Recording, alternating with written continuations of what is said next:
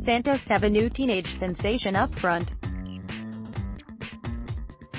Latest 2018 World Cup news, with the likes of Pele and Neymar making their name at the Brazilian club in the past, Rodrygo is following in their footsteps.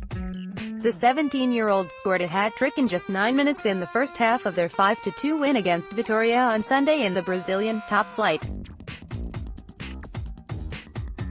Not bad. Take a look at the video below to see the teenage sensation in action. Surely it's only a matter of time before the Brazil U17 international is sold to Europe for big bucks. Remember the name, Rodrygo. Yaya Toure is proffering some audacious claims about ex-manager Pep Guardiola, claiming a need to break the myth of the Manchester City architect while essentially decrying him as racist against Africans.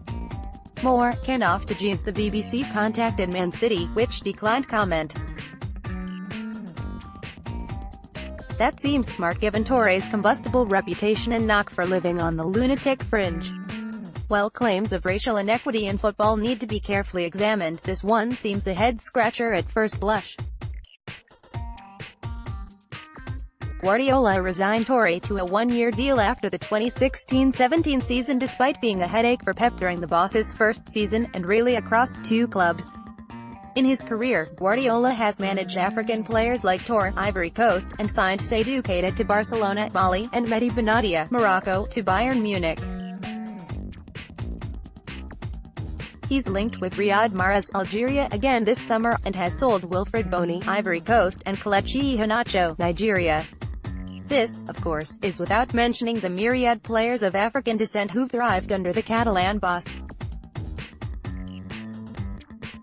Guardiola butted heads with Toure at both Barca, selling him, and Man City, suspending him, but it all seemed to come together this season for the pair. Toure even had his name put on one of the club's training fields. And Yaya, like a man flicking a lighter, has set it ablaze again, and not like a birthday candle. Why did it not come off well with Pep and Yaya instead? To it City, from the BBC's translation of Toure's France Football interview. I do not know why, but I have the impression that he was jealous. He took me for a rival. As if I made him a little shade. He was cruel to me. I came to wonder if it was not because of my color. I am not the first to talk about these differences in treatment. In Barca, some have also asked the question. When we realize he often has problems with Africans wherever he goes, I ask myself questions. I want to be the one who breaks the myth of Guardiola. And again, comments like these are a concern in most cases, but Toure is a pretty unique case with a penchant for making controversy. Whether cake-related or other. Follow at Nicolas Mendola. Leroy Sane was left off the Germany squad for this summer's World Cup, an omission that makes Landon Donovan circa 2014 look like forgetting the baby formula at the store. Sorry, legend. You're still a big deal to us, and you understand the baby nourishment point these days. More, Karius was concussed but good. Even great players get left off great teams, and Germany is stacked for another run at glory. And Sane's not alone, with World Cup hero Mario Götze not getting a call from his nation alone. Honorable mention to Spain's Marcos Alonso and Cesc Fabregas, as well as Sergio Roberto. Wow, Spain is deep. 10. Adrien Rabiot, France. A substandard club season may have claimed Rabiot, but he's also struggled to get regular call-ups.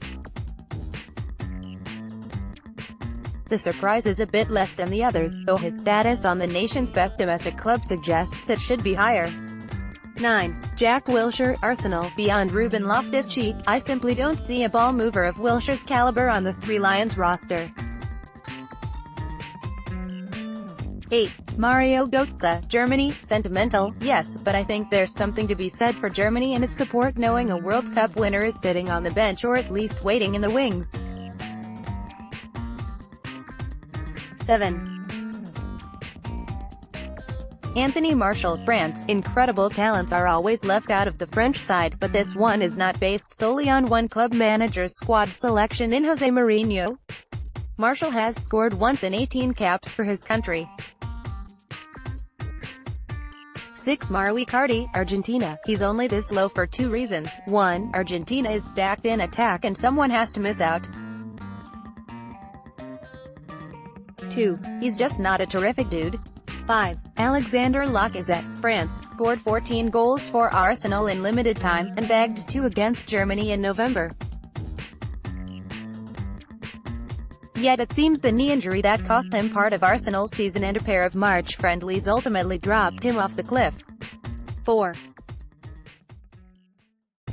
Alvaro Morata, Spain. His form dipped massively outside of the FA Cup run, but Morata had 5 goals in his last 4 Spanish outings before surprisingly being dropped in March and beyond. 3.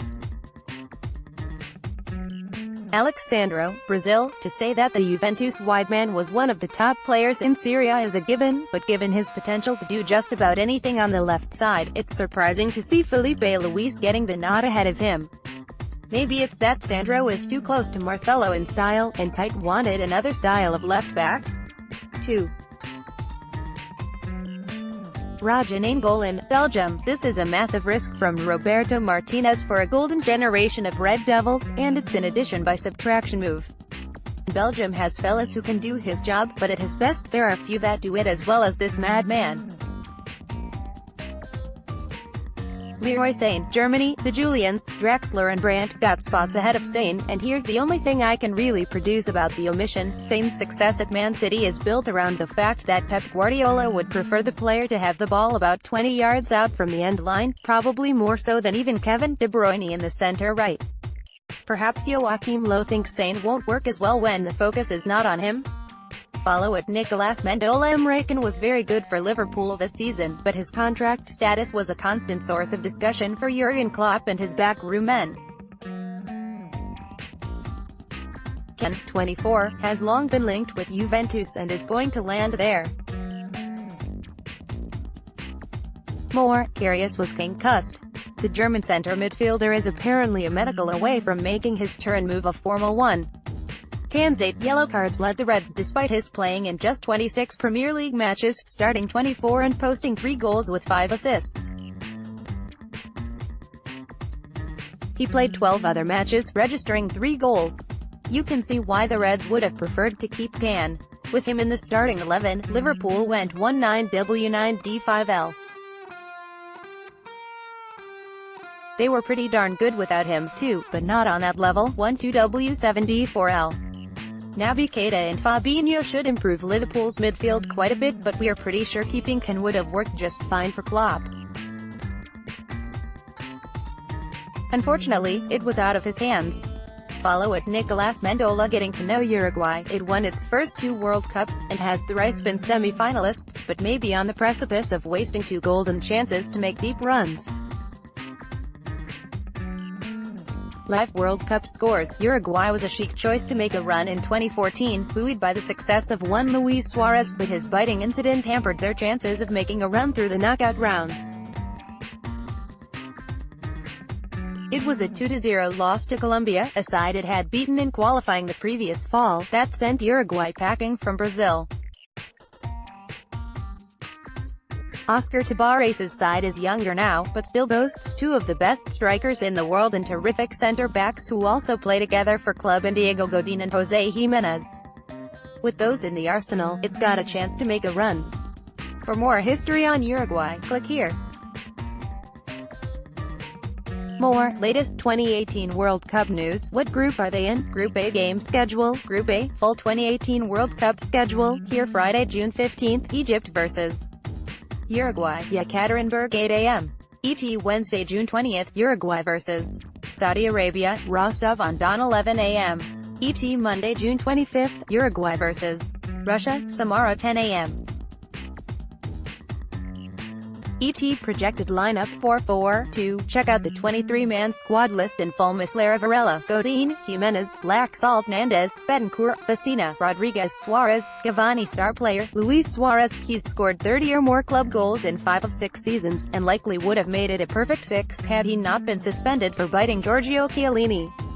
Along with fellow 31-year-old striker and 2011 Copa America winner Edinson Cavani, this is a huge tournament for his international legacy. Manager, Oscar Tabarez. The argument for consistency. Tabarez has led Uruguay since 2006. That includes a fourth-place run at the 2010 World Cup, and who knows how far Luis Suarez and co. could have gone in 2014 had the star striker not gone 28 days later on Giorgio Chiellini. He knows his side well. Secret weapon, Rodrygo Betancourt. The 20-year-old Juventus midfielder is going to get his chance to lay claim to a major and long-term midfield role with Uruguay. Prediction: with all due respect to the magnificence of Mohamed Salah as well as the power of a host nation in Russia, it would be a monumental disappointment if Uruguay failed to make it out of group play. The group winners and runners-up face Group B, which will likely be Spain or Portugal, so pick your poison. Follow @Nicolas Mendola.